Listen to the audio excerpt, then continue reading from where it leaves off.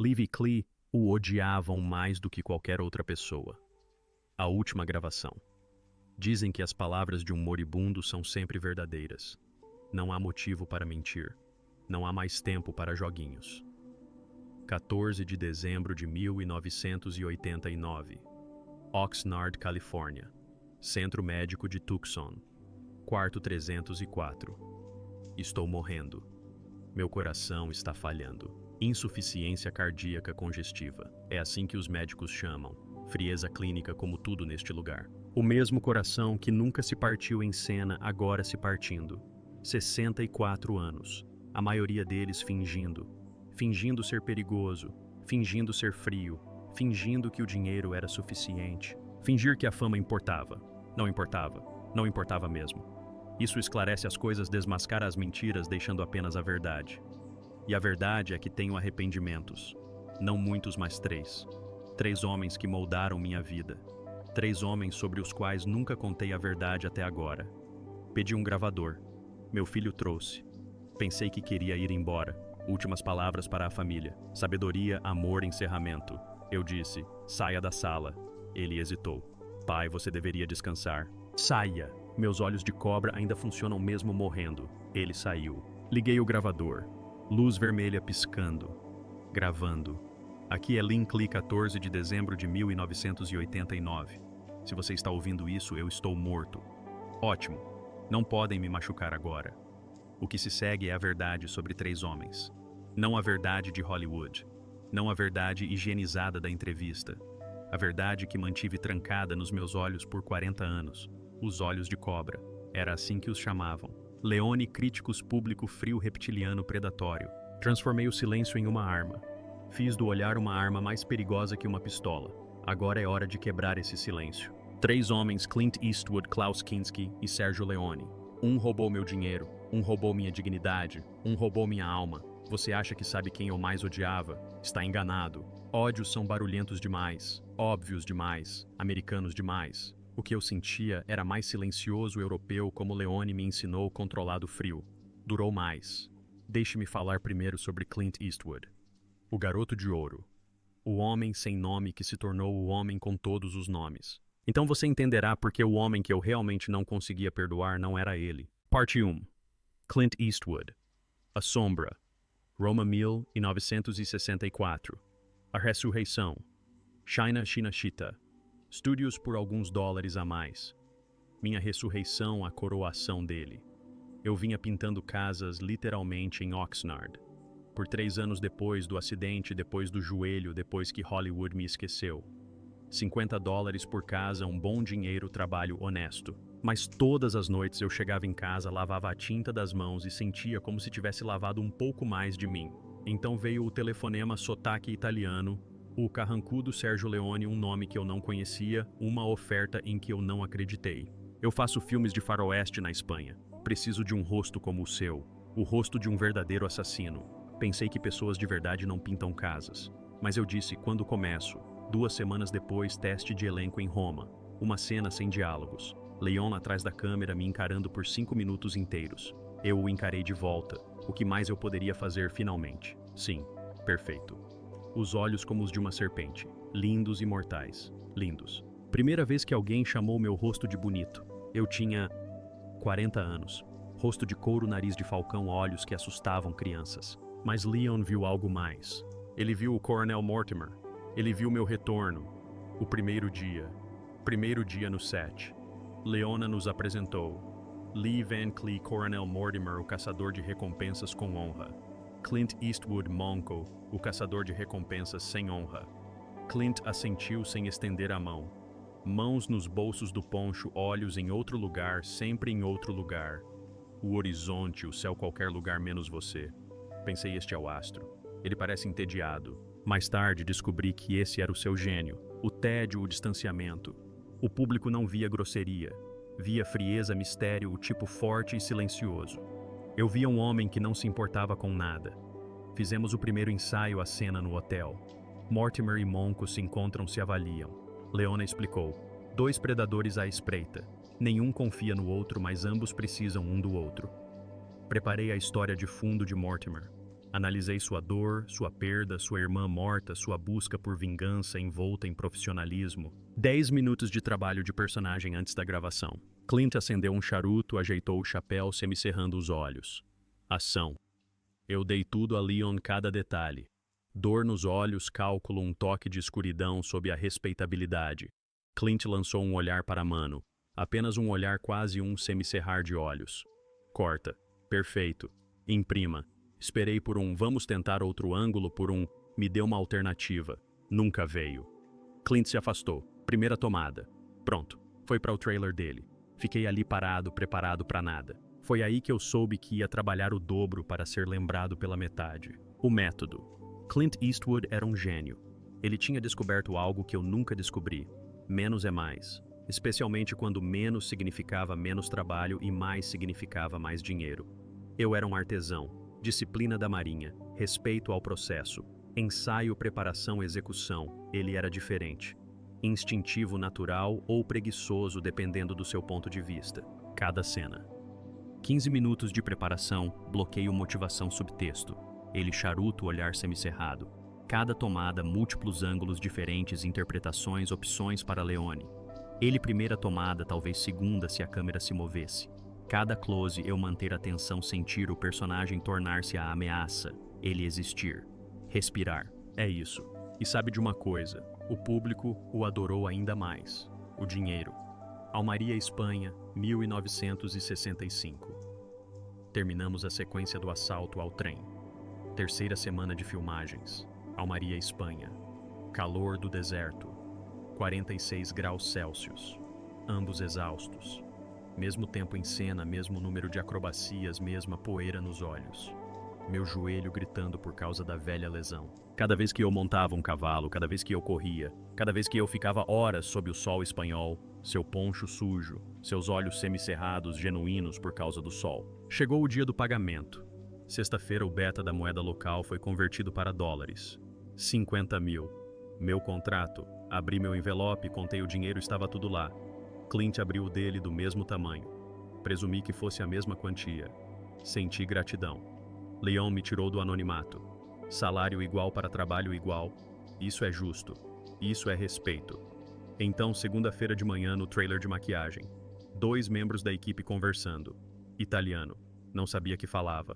A Marinha me ensinou. Italiano básico. Chega. O contrato do Eastwood. Incrível. Quanto 50 mil dólares mais 10% da bilheteria bruta. Van Cleef só os 50. Fiz as contas depois, em silêncio, no meu quarto de hotel. Por alguns dólares a mais, faturou 5 milhões de dólares no mundo todo. Sucesso estrondoso. 10% de 5 milhões. 500 mil dólares mais os 50 dele. O total do Clint foi de 550 mil dólares. O meu 50 mil. Mesmo trabalho, mesmo risco, mesma pressão, mesma poeira, valor diferente. Eu disse para mim mesmo, ele é a estrela. Ele tem poder de barganha, ele tinha um punhado de dólares, ele trouxe o público. Eu disse para mim mesmo, você tem sorte de estar aqui. Você estava pintando casas há 6 meses. Eu disse a mim mesmo, não fique amargurado, seja grato. Eu era os dois, o bom, o mau e o feio. 1966. Um ano depois, o grande filme A Obra-Prima. 3 protagonistas. Clint, eu, Eli Wallach. O bom, o mau e o feio. Adivinhe qual deles eu era. A essa altura, Clint já era um fenômeno. Um punhado de dólares e mais alguns dólares o transformaram em uma estrela na Europa. Os Estados Unidos estavam alcançando. Eu era o cara dos filmes do Clint, o vilão, o cara mau. Mas desta vez com o mesmo destaque. Meu nome no título Angel Eyes, o de sangue frio. Desta vez com certeza pagamento igualitário. Meu agente negociou duro. Usou minha influência. O bom, o mau e o feio precisam do mal. Eles concordaram. 80 mil dólares americanos. Assinei grato, animado. As filmagens começaram, rumores se espalharam. O contrato do Clint, 250 mil dólares americanos, mais participação nos lucros. Fiz as contas de novo. O bom, o mau e o feio arrecadou 25 milhões de dólares americanos. Não sei a porcentagem dele, mas mesmo 5%, 1,25 dólares. 25 milhões mais os 250 mil dólares dele. Total 1,5 milhões de dólares. Meus 80 mil dólares. Acabei me conformando com isso em grande parte. Mas o dinheiro não era a pior parte, nem de longe. A pior parte era observá-lo trabalhar. Os olhos. Verão de 1966. A obsessão de Leon. Close-ups extremos. Os olhos. Ele acreditava que tudo estava nos olhos. Diálogo é ruído, ação é distração. A alma vive nos olhos. Para Clint, natural fácil, quase entediante. Para mim, guerra. Por exemplo, a cena do cemitério, o impasse triplo, meu primeiro close-up, olhos de anjo. O profissional frio calculista curtindo a caçada. A ação de Leon. Lee, eu preciso de tudo. O prazer, mas um prazer frio. Sem calor, sem paixão. Cirúrgico como um médico com um bisturi. Você aprecia a precisão, o controle, mas não precisa disso. Você apenas valoriza. Processei, internalizei, encontrei. Primeira tentativa. Entreguei. Corte. Bom, mas mais estreito. Os olhos precisam estar mais estreitos, como se você estivesse mirando com uma mira de rifle. Segunda tentativa. Mais estreito. Corte. Melhor. Mas agora demais. Vejo raiva. Olhos de anjo não sentem raiva. Raiva é fraqueza. Emoção é fraqueza. De novo. Quinta tentativa. Menos emoção. Puro cálculo. Corta. Agora você está vazia. Preciso de algo ali. Uma pista. Um fantasma de prazer. De novo. Tomada. 12. Adicionei uma microexpressão. Canto da boca. Sugestão de um sorriso. Corta. Demais. Não estamos numa comédia. Olhos de anjo nunca mais sorri. Tomada 17. Removi o sorriso. Só os olhos. Corta. Quase. Muito perto. Mas o olho esquerdo. Algo ali. Não consigo explicar. Simplesmente diferente de novo. Tomada 23. Ajustei. Seja lá o que ele viu, eu não consegui ver. Corta. Quase. Quase. A respiração. Consigo ver você respirando. Olhos de anjo não respira pesadamente. Ele está calmo. Sempre calmo. Controlando a respiração novamente. Tomada 30. Controlei minha respiração. Superficial. Imperceptível. Corte. Sim. Mas agora o olho direito lacrimejou um pouco por não piscar. Mas eu vi. Olhos de anjo não choram. Nenhuma lágrima sequer. Tomada 38. Meus olhos ardendo de tão secos. Proibido piscar. Rosto congelado. Cada músculo travado, mandíbula cerrada, pescoço rígido. Tomada 44. Perfeito. Conseguimos. 2h30 para 4 segundos de filme. Meu rosto doeu por dias. Olhos vermelhos. Não consegui fechá-los completamente por uma semana. Mas aqueles 4 segundos são icônicos. Estão em todas as compilações, todas as homenagens, todas as retrospectivas. Leon estava certo. Mas eu me esforcei ao máximo por isso. Era a vez do Clint. Então preparei tudo para o Clint. Mesmo ângulo. Clint caminhou até lá, fez sua posição. O mesmo lugar onde eu estava parado há 2 horas. Leon na ação. Clint apertou os olhos. Isso. Só apertou os olhos. Manteve a posição. 5 segundos. Corta. Silêncio. Esperei pelos comentários, pelos ajustes, pelo enquadramento mais fechado, mais aberto, ou de novo Leon. Perfeito. Gravado. Seguindo em frente. Clint assentiu, caminhou até a sombra, acendeu um charuto e bebeu água. Primeira tomada, talvez uns 10 segundos de trabalho de verdade. Eu ainda estava lá parado atônito. Leon me viu e sorriu. Lee, você pode descansar agora. Conseguimos. Eu queria perguntar por quê. Por que eu preciso de 44 tomadas e ele precisa de uma... Mas eu sabia que Clint tinha algo que eu não tinha, algo que eu jamais conseguiria ter. Facilidade. A pergunta que lhe fiz entre as tomadas precisava entender. Clint, como você faz parecer tão fácil? Ele estava fumando sentado em sua cadeira, chapéu inclinado para trás, botas calçadas. Ele olhou para mim. Ele olhou para mim de verdade. Primeira vez em semanas. Eu não faço parecer fácil, Lee. É fácil sim. Você é quem está dificultando. Não estou sendo grosseiro nem condescendente, apenas constatando os fatos. Eu disse. Leon exige precisão, controle e perfeição. Clint deu de ombros. De você, é de mim, ele só quer que eu seja eu mesmo. E isso basta, aparentemente. Ele deu outra tragada.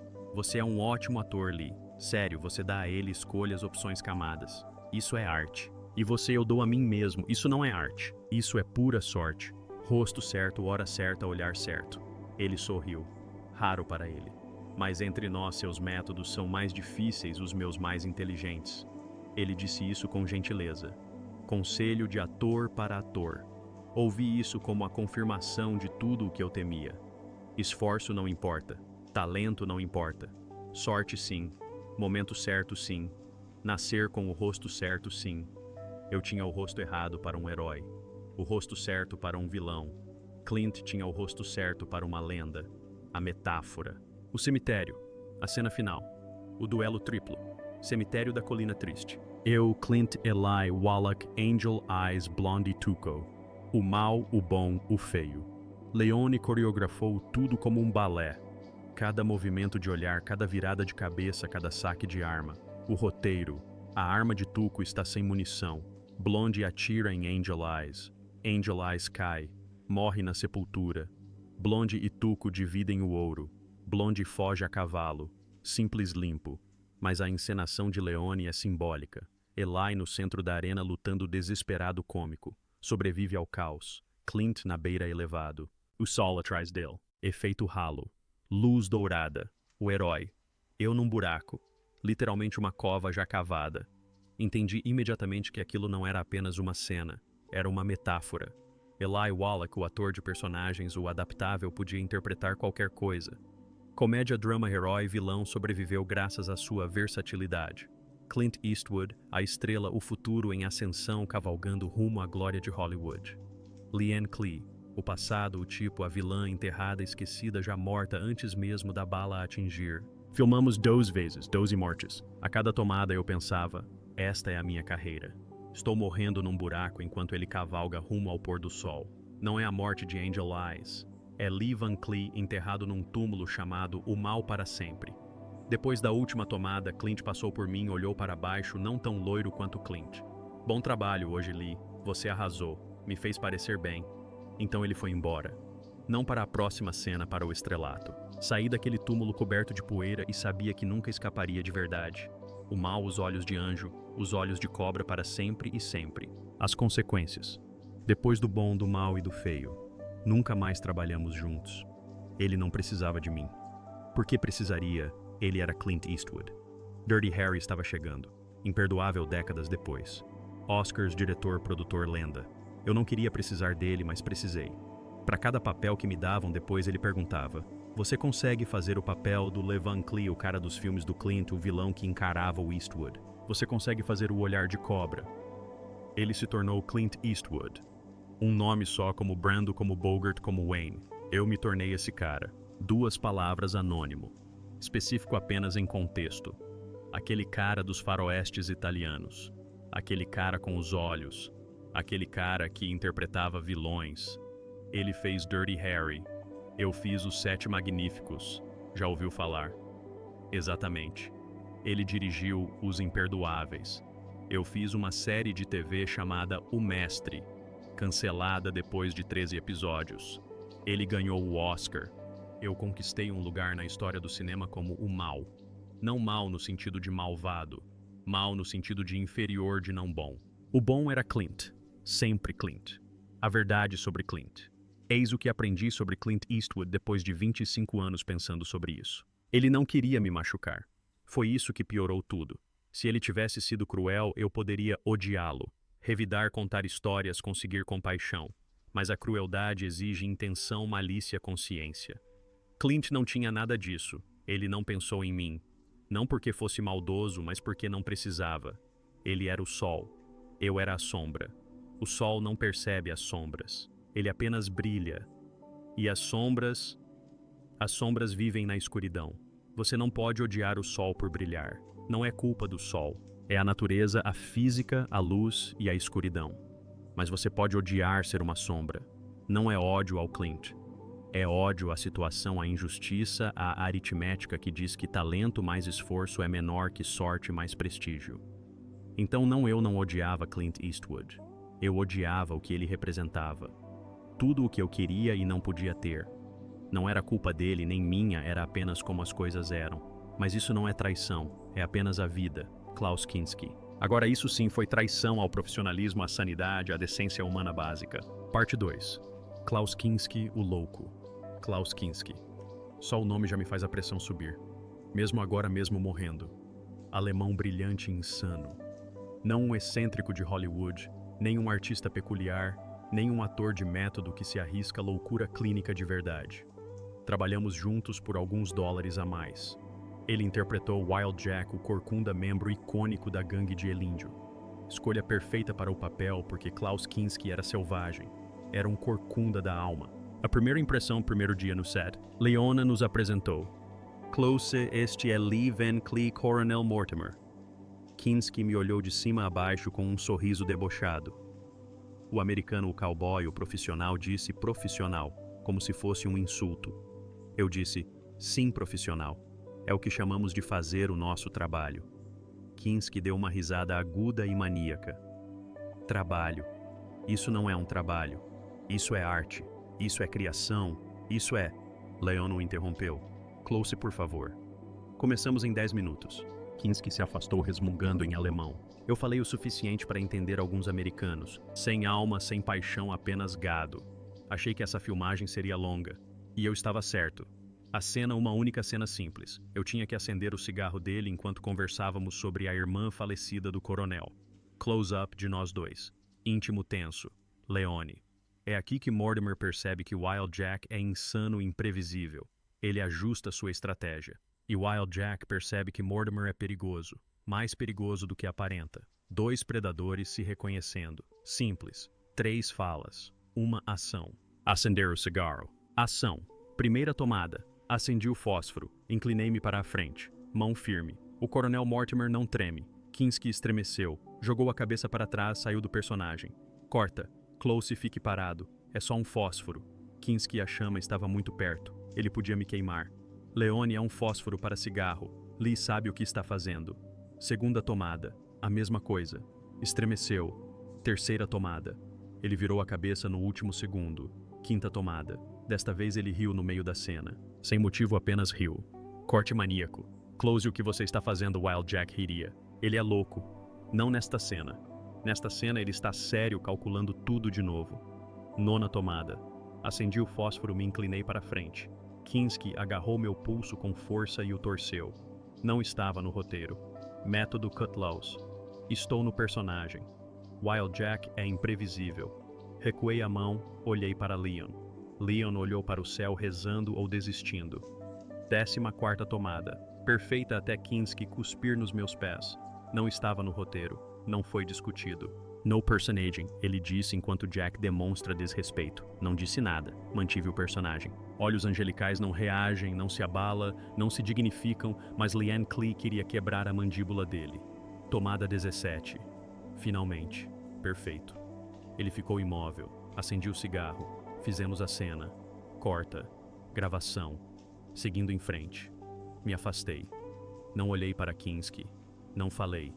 Não falei com ele novamente durante toda a filmagem, 6 semanas, nenhuma palavra. O confronto ele me encontrou mais tarde. Área de fumantes intervalo. Eu estava sozinha fumando, olhando para o deserto espanhol. Kinski se aproximou sem ser convidado. Lee, você é muito rígido, muito controlado, muito americano. Não respondi. Você precisa ser livre. Selvagem como eu, como um artista europeu. Dei uma tragada. Sou profissional. Profissional. Ele disse isso como uma maldição. Profissional é código para covarde. Olhei para ele. Primeira vez que o encarava diretamente em dias. Covarde é código para manter o emprego.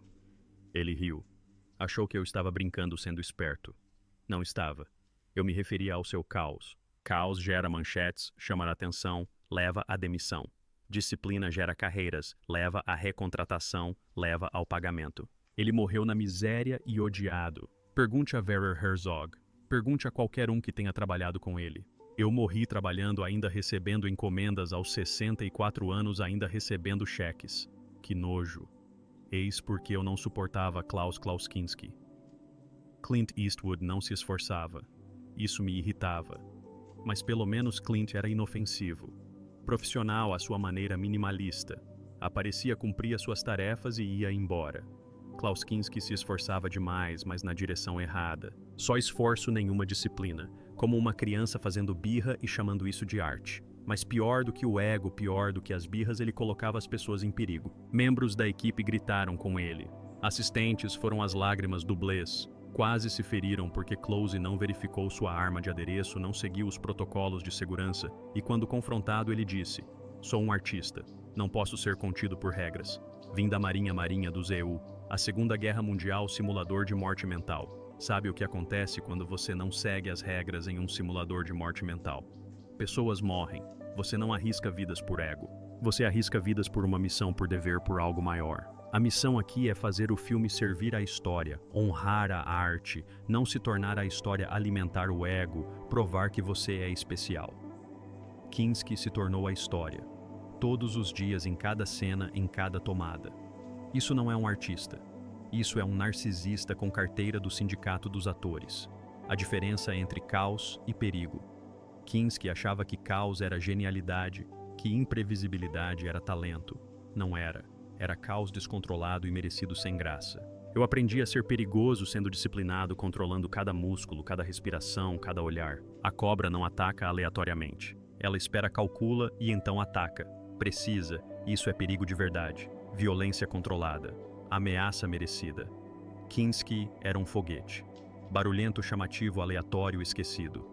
Eu era uma lâmina silenciosa, afiada, lembrada. Um de nós está na coleção Criterion, referenciado em escolas de cinema estudado. O outro é uma nota de rodapé, um conto de advertência, uma história que diretores contam. Não seja como Close. Kinski era o caos que eu podia ignorar, do qual eu podia me afastar. Esqueça. Mas Sergio Leone. Leone era diferente. Ele me salvou, ele me aprisionou, ele me tornou imortal, ele me fez prisioneiro. Isso é mais difícil de perdoar do que o caos. Isso é complexidade. Parte 3. Sergio Leone, o mestre de marionetes. O telefonema, 1964. Sergio Leone, o homem que me ressuscitou, o homem que me enterrou, ambos simultaneamente. Um telefonema do nada, 1964. Eu estava pintando uma casa, a casa da senhora Henderson. Uma senhora simpática, viúva, persianas com moldura amarela. O telefone toca lá dentro. Ela me liga. Li para você. Desço da escada, atendo tinta ainda nas mãos. Sotaque italiano carregado, difícil de entender. Lee Van Cleef. Sim. Quem é? Meu nome é Sergio Leone. Sou um diretor italiano. Faço filmes de faroeste. Pensei que fosse um trote. Algum amigo me pregando uma peça. Eu te vi em Matar ou Morrer, o vilão Jack Colby. Você não tinha falas, mas seus olhos brilhavam. O Sindicato dos Atores finalmente te descobriu. O que você quer? Quero seu rosto para o meu filme. Por mais alguns dólares, você interpreta o Coronel Mortimer, caçador de recompensas, frio profissional e com dor nos ombros. 2 semanas de teste em Roma, depois 3 meses de filmagem na Espanha, em Almaria. Quantos 50 mil dólares americanos. Eu ganhava 50 dólares por casa. Eu disse, estarei lá. O teste em Roma. Roma, estúdios de Nisha, o lendário estúdio de cinema Fellini, agora Sergio Leone. Quarto, pequeno câmera luzes. Leone atrás do monitor. Lee, obrigado por vir. Obrigado por me encontrar. Deixe-me observá-lo. Ele se levantou, caminhou ao meu redor, estudando-me como se eu fosse uma estátua, um objeto. 5 minutos de completo silêncio. Apenas encarando meu rosto, meu nariz, meus olhos, meu queixo, minhas mãos. Finalmente. Sim. Perfeito. Exatamente o que eu preciso. Do que você precisa. Um rosto que conta uma história sem palavras. Olhos que matam sem balas. O oposto de uma estrela de cinema. A realidade de um homem de verdade. Não sei se isso é um elogio. Ele sorriu. Em Hollywood, não. Nos meus filmes, o maior elogio. Ele me entregou um roteiro, uma cena. Leia isto. Coronel Mortimer. Ele está rastreando um assassino, mas a cena é ele se lembrando da irmã que foi morta pelo homem que ele está caçando. Mas ele não diz nada. Está tudo nos olhos. Eu li. Sem diálogos. Apenas Mortimer olhando para a fotografia, lembrando-se da dor, da raiva, do controle. Mostre-me. Eu mostrei. Extraído da minha própria dor, das minhas próprias perdas, da marinha, da guerra, da lesão no joelho dos anos esquecidos. Deixe viver nos meus olhos. Apenas nos meus olhos. 30 segundos. Leon observou em silêncio. Então, Billy Simo, você é a minha essência. Bem-vindo de volta ao cinema. Linkley, eu queria chorar. Não chorei. Olhos de cobra não choram. Mas eu queria. O preço da ressurreição. Leon me salvou. Me tirou da pintura de casas, da obscuridade da morte lenta. Mas a ressurreição tem um preço. Os ressuscitados devem tudo ao ressuscitador. E eu paguei por 25 anos. Cada vez que Leon ligava cada projeto, cada pedido, eu dizia sim. Mesmo quando queria dizer não, mesmo quando doía. A busca pela perfeição. Leone era obcecado não pela atuação, mas pela imagem. Especificamente pela minha imagem pelos meus olhos. Ele os chamava de Goy de Lerpent, os olhos de cobra. E exigia perfeição. Cada close era uma cirurgia precisão-dor. Por exemplo, o bom, o mau e o feio. A cena em que Angel tortura Tuco. Interrogatório em busca do ouro. Leone me chamou para um canto reservado antes da cena. Lee, esta é a cena-chave de Angel Eyes. É aqui que o público entende que ele não é um vilão. Ele é uma força da natureza como a morte.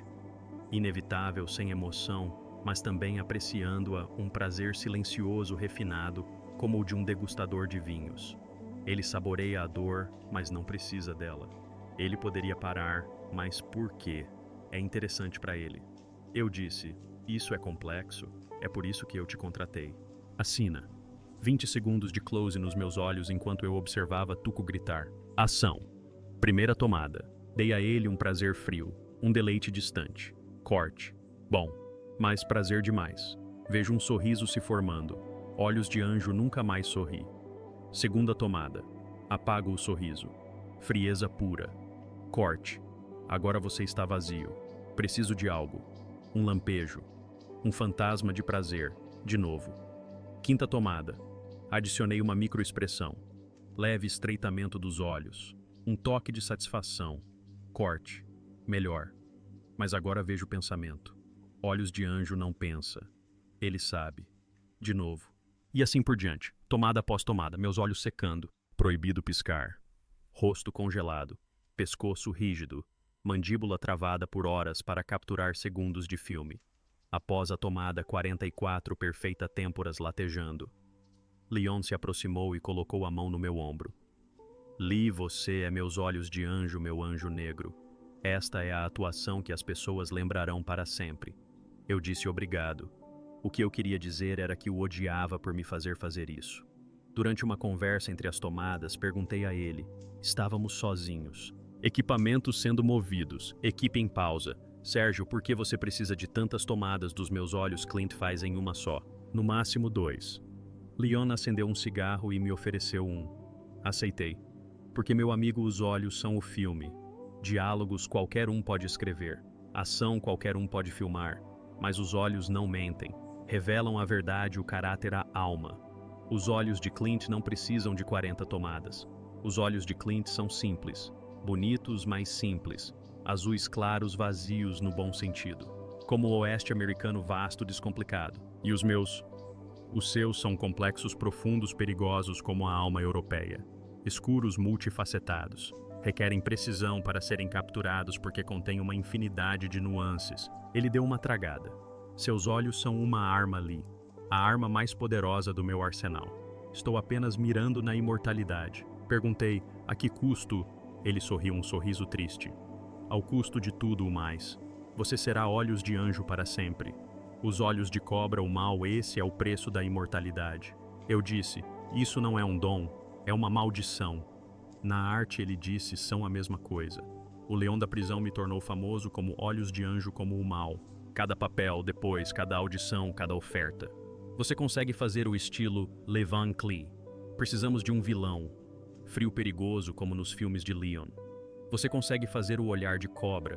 Tentei interpretar homens bons heróis, pais, galãs, comédias. Até os diretores diziam, mas Lee, precisamos do seu verdadeiro eu, do seu lado perigoso do olhar. Eu respondia, o meu verdadeiro eu pinta paisagens, lê poesia, ama o oceano. Eles diziam, que bom, mas precisamos de olhos de anjo. Leon criou um monstro. Então todos os outros exigiram que eu fosse aquele monstro para sempre. Fui rotulado, preso, aprisionado em meu próprio rosto. A gratidão e o ressentimento. Eu devia tudo a Sérgio Leone. Minha carreira, minha fama, minha imortalidade. Eu o ressentia por isso. Ambos os sentimentos são verdadeiros. Simultaneamente ele me enxergou quando Hollywood estava cega, quando eu era invisível, quando eu não era ninguém. Ele viu potencial, viu arte, viu os olhos de cobra e soube que aquilo era cinema. Mas ele também me fez prisioneiro, me aprisionou em um tipo, uma expressão, uma nota. Eu poderia ter dito não, sim. Eu teria tido uma carreira sem ele, não. Então, o que é isso? Gratidão, ressentimento, ambos. Eu chamo de complicado. E complicações não levam a confissões fáceis. Ódio é simples. Amor é simples. Isso é lama, confuso, cinza, desconfortável. Leone salvou minha vida. Leone arruinou minha vida. Ambos. O mesmo homem, o mesmo ato. A última vez que o vi em 1987, 2 anos antes desta gravação, Leone ligou. Queria fazer outro faroeste. Uma última aventura. Lee tem uma ideia. Mais uma vez. Você, eu, o deserto. Fui tentado. Meu Deus, como fui tentado. Mas eu disse não. Por que? Ele perguntou com mágoa na voz. Porque tenho 62 anos, Sérgio, e estou cansado de ser o vilão. Quero pintar. Quero descansar. Quero ser apenas Lee. Silêncio na linha. Então você sempre terá olhos de anjo, meu amigo. Esse é o seu dom para o mundo. Ou a minha maldição na arte, ele repetiu. São a mesma coisa. Desligamos. Ele morreu alguns meses depois. Ataque cardíaco. Não fui ao funeral. Não consegui. Não queria encarar o que luto, gratidão, ressentimento, tudo isso. Enviei flores, um cartão. Obrigada por tudo. Eu era sincera. Mas também queria dizer que se dane tudo. Ambos. Sempre. Ambos. Epílogo. Olhos de cobra para sempre. Então aqui está a verdade. A verdade verdadeira. A verdade que eu vinha evitando. O homem que eu não conseguia perdoar não era Clint. Não era Kinski. Nem mesmo Leon. Era eu. Eu poderia ter dito não ao dinheiro, aos papéis, aos olhares, ao tipo. Eu poderia ter desistido depois de um filme, depois de 2, depois que Leon morreu. Eu poderia ter me dedicado à pintura em tempo integral, vivido tranquilamente, confortavelmente, com os direitos autorais, com a fama, ter sido esquecido como ator, lembrado como homem. Eu não aceitei porque queria o que todos queriam, o que todo mundo quer ser vista, ser importante, ser lembrada. E quando Leon me ofereceu a imortalidade como olhos de anjo, como amar, como olhos de cobra, eu aceitei sabendo o preço, sabendo da prisão, sabendo do tipo, eu aceitei mesmo assim.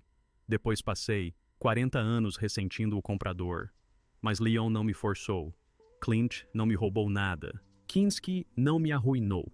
Eu me vendi de livre e espontânea vontade com entusiasmo e depois culpei todos os outros pela compra. A verdade sobre os olhos de cobra. Os olhos de cobra não foram criação de Leon. Foram meus.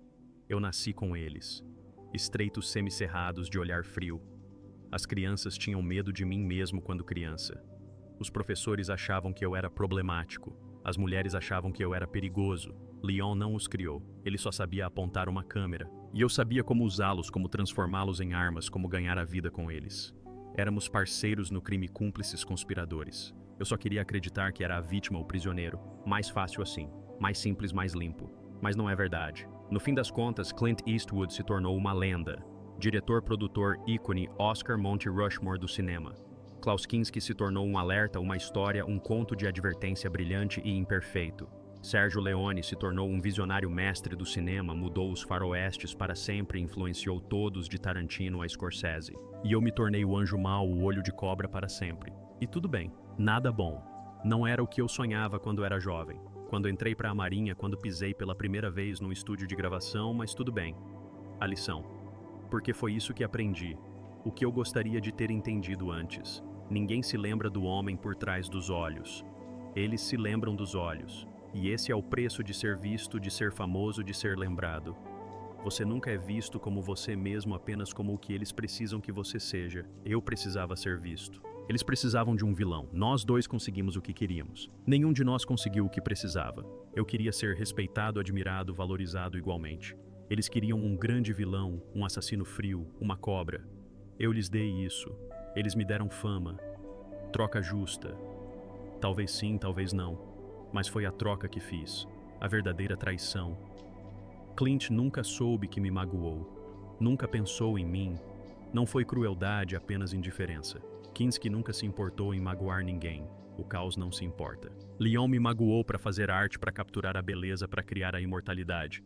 Mas eu sabia exatamente o que estava fazendo. Toda vez que eu disse sim, Toda vez que estreitei os olhos para quê, toda vez que interpretei o vilão, eu sabia que escolhi os olhos de cobra em vez do homem, a imortalidade em vez da humanidade, a fama em vez da paz. Isso não é culpa de Leon. Não é a sombra de Clint. Nem mesmo o caos de Kinsk. Essa é a minha escolha. E convivi com ela por 64 anos. E faria tudo de novo porque ser esquecido é pior do que ser estereotipado. Ser invisível é pior do que ser o vilão. Pelo menos as pessoas se lembram dos olhos de cobra, mesmo que nunca tenham conhecido o homem por trás deles. Palavras finais. Dizem que as palavras de um moribundo são sempre verdadeiras. Não há razão para mentir. Não há tempo para jogos. Eu lhes disse a verdade. 3 homens, 3 traições. Nenhuma delas a verdadeira. A verdadeira traição foi a minha contra mim mesmo, contra o homem que eu poderia ter sido. Mas eis a questão sobre a traição. Às vezes você a comete conscientemente de livre e espontânea vontade porque a alternativa é pior. Olho para as minhas mãos agora. 64 anos. Mãos de pintor. Mãos de marinheiro. Mãos de ator. Imagino o que elas poderiam ter pintado se eu tivesse dito não a Leone. Que paisagens, que oceanos, que pores do sol, que beleza eu poderia ter criado em vez de personificar o perigo. Mas eu disse sim, e diria sim de novo, porque ser o mal significava ser lembrado, e ser lembrado, mesmo que erroneamente, é melhor do que ser completamente esquecido. Os olhos da serpente se fecham agora para sempre, coração falhando, ritmo diminuindo. Espero que quando se abrirem novamente, seja lá o que vier a seguir me vejam. Não olhos de anjo, não o mal, não a serpente. Apenas Lee. Lee Van Cleef. Nascido em 9 de janeiro de 1925 em Somerville, Nova Jersey. Marinheiro, pintor, ator, homem. Mas provavelmente não. Provavelmente só os olhos. Os olhos de cobra. Frios, estreitos, inesquecíveis para sempre. E talvez isso seja o suficiente. Talvez ser lembrado por uma coisa seja melhor do que ser esquecido por tudo. Espero que sim, porque agora é tarde demais. Os olhos de cobra se fecham. O vilão morre pela última vez. Finalmente. 14 de dezembro de 1989. Lee Van Cleef, 1925 a 1989.